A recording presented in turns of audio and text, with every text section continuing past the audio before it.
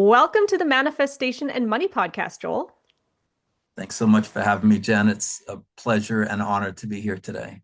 I agree with that because I am excited to chat with you. You have a plethora of info about money and manifestation at your fingertips. So I would love for you to share with the listeners just who you are and what your story is. Sure, appreciate that. So, I started my career as an actuary. You may know the difference between an actuary and an accountant. An actuary looks at his feet when he talks to you, an accountant looks at your feet when they talk to you. Ah, Yeah, I was that guy, in the back room doing the coding. And if you had told me to do this, I would have said, just shoot me. No, I'm not speaking where more than one person could reach me. I did go through a transformation over the years. And while I was working as an actuary at an insurance company, I realized that that wasn't my dream.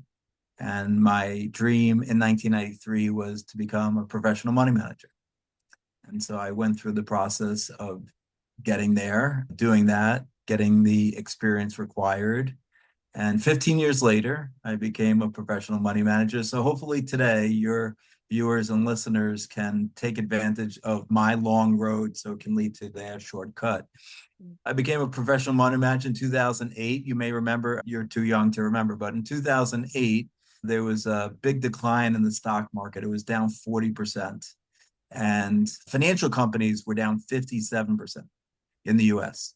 And I was managing a financial stock portfolio. I did manage to make a little bit of money that year, made more money the next year, and actually might still be there. But in 2000, I was laid off from the company, the bank I was working at, Citigroup. And that gave me the kick in the butt to start my own firm. So I started my own hedge fund, Salomon Capital, named after my daughters, and my company name is still named after my daughters, Lauren and Morgan. It's Leur for Lauren, Mor for Morgan. So yeah, I started my own hedge fund. I thought that was what I'm going to be doing the rest of my life. And I went to a personal development course in December 2015. And there was a guy standing on stage lying to 200 people, saying there's only one way to get rich, and it's stock options. You don't need much time, you don't need much money. This is how the rich people get rich, he said. And and I was sick to my stomach. And then he said stock options are risk-free. And I had people tapping me on the shoulder, whispering in my ear, Joel, is this really true? The options riskless. So I was polite after he was done. We went out of the auditorium and said, please don't do this. He has no idea about any of you individually, and most importantly, no idea about your belief that you can become rich using options. Went home that night, couldn't sleep. The guy was in my head, and I guess like 3:34 in the morning, I jumped out of bed. I realized if I could ever get up the courage to speak on a stage, again, my biggest fear that day was public speaking. I could be of service to people, not lie to them, and tell them the truth about money. And so I walked into my office in Midtown Manhattan, 54th and 6th Avenue, about an hour later before the sun rose. And I sent an email to my investors telling them I'm giving them their money back. I'm shutting down my fund. I figured out my true purpose on earth. I love that so much. Coming from a fellow introvert, I know the courage it takes to go, I just got to follow this feeling in my gut and do this thing that's calling me. Yeah. So now I teach people the truth about money, that there's almost an infinite number of ways to get rich. It could be stock options. Probably out of the 200 people, three were going to get rich using stock options. But it could be stocks or real estate or crypto or vending machines or more likely your business, right? And so I teach people, they come to me and they say, I want to learn X. And then I teach it to them, right? If they want to learn about stocks, I'll teach them that. If they want to learn how to grow their business to, 10, 20, 30,000 a month, I'll teach them that. But they come to me because belief is everything, right? And if you don't believe that the services I provide are going to help you, then they're not, right? And if you don't believe in yourself, nothing's going to work. So we got to get your belief level up in yourself first, so that you believe that you're special, that you can, and everyone's special, by the way, that you can be, do, or have whatever you want. And people like to have options. They don't want to be told this is the way you have to do something. So if you can be educating them, being like, okay, let's get to know who you are and what you like to do, and let's find the money making things that work best for you, people like that. And you've written books too on like 3 books, I believe, on the topics Correct. of money. So people have options at their fingertips when they chat with you. Yeah, and in fact, in the Nine Money Rules Millionaires Use, my second book, I have my 5-step proprietary stock screen, and I also have a 7-step real estate screen. So you can use these screens to figure out which are the best options in stocks, which are the best options in real estate. That's just a starting point, right? But it gives people like, okay, it's not like you have to do stocks or you have to do real estate. Here's just 2 options to start with. And that's towards the end of the book. The beginning of the book is, it's called the 9 money rules because we go through 9 rules, of course. And the first one is what we just talked about: when you believe. I love that you start there because it's so easy. And I shouldn't say that because now on the podcast, I'm getting to talk to more money people that are coming from that starting point. Because at first, when I was delving into the money world, honestly, all the questions got directed to my husband. There was just, this is the way you do things. This is how you make money. We're going to make the money for you. Just give us our money and we're going to do it. So the fact that you're starting your conversation with belief, that's empowering for people. And what you just said is also really important because I believe that you should take full responsibility for your life, Mm. all aspects of your life, even your money.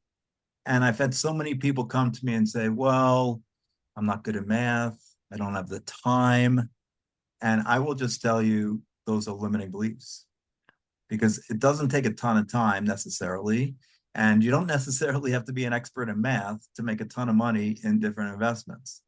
But if you believe that you need to, then you will, right? Most people are taught, well, give it to quote unquote an expert, right? Give it to the financial advisor. But do people really understand what the returns the average financial advisor produces for you and the actual returns that you produce for yourself can be dramatically higher. But the financial advisor, and not to blaspheme financial advisors in general, there are some very great financial advisors. I've coached some of them, but they have risk, right? If they screw up, they can lose their job. They have fiduciary responsibilities, all that. Whereas you can, quote unquote, take responsibility for your money and, quote unquote, take what rule number 8, by the way, in the 9 money rules is don't diversify. So what I teach is don't diversify Don't and diversify. don't diversify. Okay. And we can get into that in a second. But if Mhm. you're managing your own money, like if you're giving it to someone else, your returns are automatically lower because they're not going to take the quote unquote risk. And I don't call it risk, it's higher return potential because they don't want to lose their job. They don't want to lose you as a client. But that's where the richest people in the world thrive, right? If you believe and you have information at your fingertips, then you can make significant returns. So let's talk about don't diversify. Yeah. So here's a quote from Charlie Munger, who was Warren Buffett's right-hand man, the chairman of Berkshire Hathaway until he passed away 2 years ago. Charlie was probably worth, I don't know, 5 to 10 billion when he passed away and was Warren Buffett's partner for 50 years. And he said that if you know nothing, diversify. If you know nothing, diversify. The secret to success in investing is non-diversification. If you know nothing, diversify. Fascinating. Opposite of what you hear out there of the Right. mainstream. Yeah. It's all because of fear. Mhm. But let's quote Warren Buffett. So Warren Buffett said, if I had my druthers, I would put more than 50% of my net worth in one company. Peter Lynch from the 1990s, who was the best mutual fund portfolio manager in the 1990s at Fidelity, recommended for individual investors to have no more than 2 handfuls of investments, no more than 10 stocks, 2 to 10, he said. And by the way, he generated an average return of over 30% per annum for 10 years. And then the theory of diversification comes from and this is getting into the weeds, but I'll get into the weeds for a second. Harry Markowitz, who's the father of modern portfolio theory. And it comes from the fact that if he said, based on the math, that if you want your highest risk adjusted returns, you would diversify. But he also said, if you want to maximize your absolute return, then don't. Mhm. And the reason why is because volatility or risk is defined as upside and downside movement. So why should I care if my stock goes up more than the stock market? So the market goes up 1% today, my stock's up 5. Market goes up 2, it's up 10. I don't care. That's good, right? That's what I want. But that's included in his math for the volatility of the stocks. So the modern portfolio theory is not what you want to use to make your best returns. Yeah. And this isn't the stuff that you're hearing in mainstream on the news and stuff. This is the stuff that you're hearing when you're listening to podcasts and getting to talk firsthand to people who have seen it all, like doing your job that you used to do and running the business you used to run. You have all these little insights now. So if somebody's coming to you, I mean, I guess you have a whole book on the 9 money rules millionaires use. Like, where does somebody start? Yeah, before I get to that, I just want to share my experience. So, as Yeah. a professional money manager, I found over the 8 years I was a professional money manager that my top 3 to 5 ideas at the beginning of the year, I wrote down my belief level, highest conviction, top 3 to 5 ideas made me more than 100% of the return on my portfolio. And my portfolio had 70 to 90 stocks, sometimes 100. I needed to because, quote unquote, I was required to diversify, right? But my top 3 to 5 made me more than 100%, on average 120% of the return for the year. And the rest of the stocks lost me money. Hmm. That was my personal experience over 8 years. So, where does a person start? We talked about it's belief, right? You need to figure out what your belief level is in everything. What's your belief level in your business? From 1 to 10, 10 is absolute faith, 1 is massive doubt, right? What's your belief level in the stock? What's your belief level in real estate? When I was writing the 9 Money Rules Millionaires Use, a buddy of mine was a beta reader. And he's like, I think you should take out the chapter on real estate. The title of the chapter is, Can Real Estate Make You Rich? Question mark. It was a rhetorical question, but he said, no, take it out. You can't get rich in real estate. Because his personal experience was, for over 10 years in his house, he didn't make any money. Right. And so belief is everything. Hmm. Right. And there are a lot of people who just read that chapter in my book because they wanted to learn about real estate because they believe that's the way to becoming rich. Right. So what's your level? 1 to 10, 10 absolute faith, 1 massive doubt in everything you do. Before you invest, you should write it down. Your exist and do it for your existing investments too. Because I will tell you, if you're not a 7, 8, 9, or 10, they're not going to make you money. You're going to be selling when you should be buying and buying when you should be selling. Hmm. Yeah. And especially if you're, yeah, have your hands in too many pies, you're not fully clear on the strategy that you should be using if you're not, well, diversified, but but if you're undiversified, what was the word that you used? Not diversified. Non-diverse, yeah. Yeah. So here's a spiritual part of it, and I'm quite woo. So Hmm. hopefully your listeners and viewers are. But where focus goes, energy flows. Hmm. And so if you're dispersed and there's not focus, your energy is dispersed. And so being more concentrated and focusing on 1 or 2 or 3 investments, or 4 or 5, but not 20. By the way, the richest people in the world don't have a lot of investments, right? Think about the business people, not to get political, but the guy who's head of Tesla, he has 2 or 3 other businesses, you know. I mean, that's where all of his net worth is, Right. right? And so you could think about like Steve Jobs, who started Apple, or Bill Gates, who started Microsoft. They didn't put their eggs in 10 baskets and say, okay, well, I'm going to try this to see. No, they put all the net worth into their business and wanted like focus, energy in one place. Let's make this work. Yeah, that makes complete sense. I just want to know what some of your other, I could go read the book, but I've got you in front of me now. What are Well, some of you the other will. 9 rules? You will after this conversation. So Yeah. rule number 2 is trust your intuition. Mm. And I will tell you, no financial advisor will tell you to trust your intuition, but this former hedge fund manager will, because I know if I didn't trust my intuition, I either lost money or made less money. Mhm. And so people ask me, Joel, how do I develop my intuition? And I say, it's just like any other muscle. So I used to go to the gym and do my curls, my bicep curls to develop my bicep. So do it every day. You're making hundreds, if not thousands of decisions every day. Start small. You're gonna go on a drive or go on a walk. Which way should I go? I live near Manhattan. You're on the subway platform. The local train's sitting there. The express is coming in 2 minutes. What do you do? Local express. What do you do? Trust your intuition. Okay. I used to drive my kids to school. They're a little bit older now, but I used to drive my kids to school and we used to take the highway. But there was one particular morning that the highway was all backed up with traffic. And my intuition was still telling me to take the highway, but my intellect said, no, go local, look. Didn't trust my intuition, went local. And because I didn't trust my intuition, well, what happened was I started hearing sirens, saw the flashing lights. And because I didn't trust my intuition, it cost me a $150 speeding ticket. Oh no. And to this day, my daughters tease me and call me Speedy Pants. So you get to relive that lesson over and over and over. Yeah. Intuition, that's a big one. And that is not a hard one, but that is a simple tool that we have access to in our own being that we often overlook.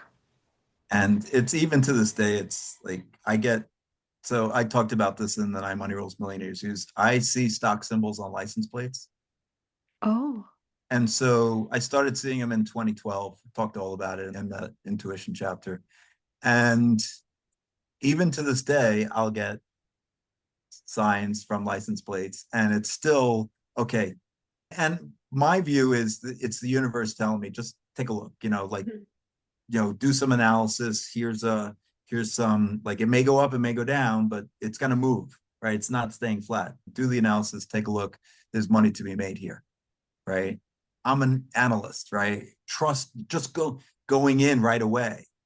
It literally happened to me 3 weeks ago. I started seeing this license plate, and yesterday the stock was up 18% in one day. Oh, wow. And I'm still doing my analysis, right? And so I Mhm. need to like really trust and say, okay, just take action. Use the sway test, use your intuition. Is it going to go up or down, right? Just Mhm. take action because sometimes things move quick.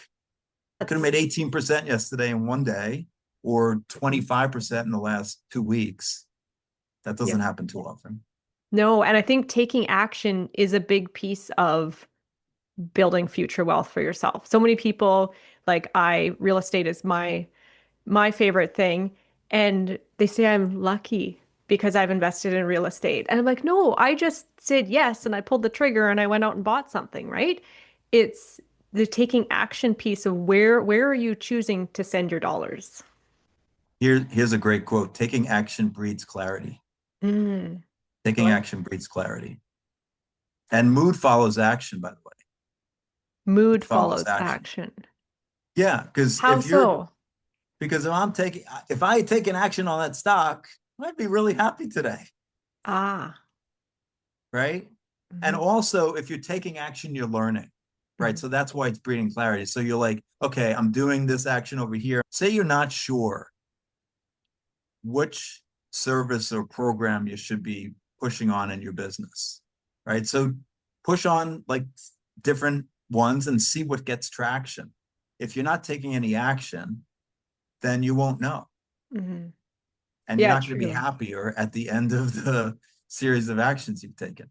True. You'll still be sitting in the what if of the daydream. Right, Yeah. right, right. So mood follows action. Yeah. So now I'm just curious. If you say somebody is coming into your world and where would you point them to start? You have three books. Somebody, I mean, I guess it probably depends at what point in their life that they're at and what they're wanting to do. But do you recommend your second book as a good starting point for people? Yes. So the Nine Money Rules Millionaires use this is my second book. And if you're in a relationship and you want to improve the communication around money in that relationship, then Infinite Love and Money, my third book, is the one to go to. It's co-written with a relationship coach, Molly Singh. And the idea was to end divorce caused by money. So it's a little bit different focus. It's really for partners to do it together. There are exercises at the end of each chapter. It's an interactive book. Mhm. And we created the money personality type survey for people to figure out what their money personality type is. So we came up with Sugar Pie as the acronym, because S is splurger, U is the unconscious ones, G is, and the names are provocative. G is greedy, I is the investor type, E is egotist, SUG, A is accumulator, then P is protectionist, I is investor, E is accumulator, E is the egotist. What is your biggest piece of advice for people to go out and create a life of, in your case, financial independence? So it's starting with the mindset, right? You have to believe that you can do it. And then, like we've been talking about, take action, right? So start with your belief and figure out what lights you up, what you're excited about and where you have desire. Do you have a burning desire for financial independence? Because if you don't, if you're not like 7, 8, 9 to 10 on the desire level, if you're like, yeah, whatever, it's not happening. And then you have to believe that it can happen, right? And so once you have belief and desire high, that means you have expectation, Mm. right? Expectation is high belief, high desire. And so putting those together and then taking action, figuring out what lights you up. Is it real estate? Is it stocks? Is it crypto? Is it vending machines? Is it your business? Whatever it is, focus there. Where focus goes, energy flows. Perfect. I love that so much. And where can listeners reach out and connect with you and carry on this conversation? So Salomon.com, again, is my company name, named after my daughters, Lauren and Morgan. I have, especially for your viewers, Jen, I'm going to offer an individualized roadmap to an extra $10,000 in the next 30 days, but not for everybody. This is normally $1,000 prosperity coaching call, but for the first 7 in February, okay, it's complimentary. Okay, awesome. Well, I will link that in the show notes for everyone. Thank you so much for sharing that. Sure. And thank you so much for joining me on the show today and having this conversation. My pleasure. Thanks so much for having me. I appreciate you.